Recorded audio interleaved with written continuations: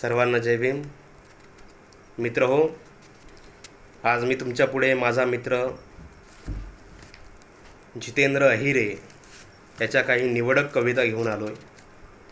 इतक्यातच त्याचा एक कविता संग्रह प्रकाशित झाला. त्याचं नाव आहे आम्ही हिशोब घेऊ. आणि याच कविता संग्रहामधल्या 3 निवडक कविता, प्रातिनिधिक कविता आपल्या पुढे सादर करतो. पहिली कविता आहे माणसांची जात. कवी किती मानववादी कविता करतो, किती माणुसकीवादी कविता करतो. कवीचं मन किती उदार आहे, अफाट आहे, विस्तृत आहे, सर्वांना सामावेल असं आहे. याची पदोपदी जाणीव या कवितेमधून होते. याच नाही, सगळ्या कवितांमधून होते. पण प्रकर्षाने ही कविता मला त्याचं प्रतिनिधित्व करणारी वाटते आणि म्हणून कविता आहे माणसांची जात.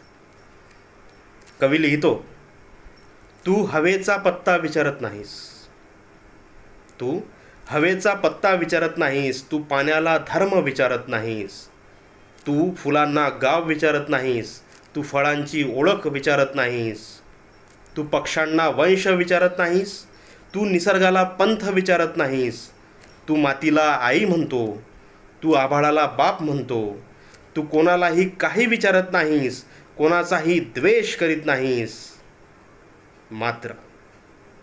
मात्र तू माणसांची जात का विचारत असतोस. किती भेदक सवाल कवी आपल्या या माणसांची जात नावाच्या कवितेतून करतोय. आणि याला उत्तर फार कमी जण देऊ शकतात. कवी आहे, त्यामुळं कवीच्या मनाला पडलेला हा प्रश्न फार गंभीर आहे. आणि म्हणून कवी या सगळ्यांविरुद्ध यल्गाल करण्यासाठी सगळ्यांना आव्हान करतो. आणि पुढच्या कवितेत कवी लिहितो, जिचं नाव आहे यल्गार मन. आणि या कवितेमध्ये कवी लिहितो, तू स्वतःला गांधीवादी म्हण, आंबेडकरवादी म्हण, फुलेवादी म्हण, समाजवादी म्हण किंवा मार्क्सवादी म्हण.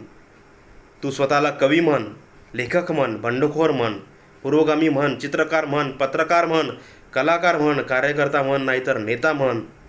तू स्वतःला नास्तिक म्हण, हवं तर आस्तिक म्हण, हिंदू म्हण, मुसलमान म्हण, बौद्ध म्हण, पारशी म्हण, शीख म्हण, ख्रिश्चन म्हण, नसेलच काही तर निधर्मी म्हण. मात्र माणसांची एकात्मता, बंधुता, संवैधानिक अधिकार या सगळ्यांना लाथाडणाऱ्यांच्या विरोधात तू सोबतीनं यल्गार म्हण, तू सोबतीनं यल्गार म्हण. हा यल्गार पेटवल्यानंतर कवी स्वतःच्या कवितेमधून क्रांती करू पाहतो. आणि ही क्रांती त्याच्या एक कविता नावाच्या कवितेमधून तू कशी करणार आहे याचं वर्णन कवी करतो. आणि कवी लिहितो की एक कविता मातीत गाळून तिला पुरावी म्हणतो, एक कविता मातीत गाळून तिला पुरावी म्हणतो, उगवतील पुन्हा कविता शब्दांचं दान घ्यावं म्हणतो. एक कविता आभाळी फेकून विजेसारखी कळकळावी म्हणतो. होईल जोरदार पाऊस त्यात थोडं भिजावं म्हणतो, होईल जोरदार पाऊस त्यात थोडं भिजावं म्हणतो.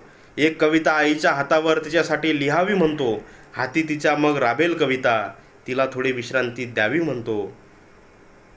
एक कविता वेदनेवर घासून ठिणगी पाळावी म्हणतो, एक कविता वेदनेवर घासून ठिणगी पाळावी म्हणतो. पेट घेतील तेव्हा कविता रान पेटवावं म्हणतो. एक कविता मातीत गाळून तिला पुरवावी म्हणतो, उगवतील पुन्हा कविता हे शब्दांचं दान घ्यावं म्हणतो, हे शब्दांचं दान घ्यावं म्हणतो. तुम्हाला जर ह्या कविता आवडल्या असतील तर नक्की हा व्हिडिओ शेअर करा, माझ्या चॅनलला सबस्क्राईब करा, कमेंट करा.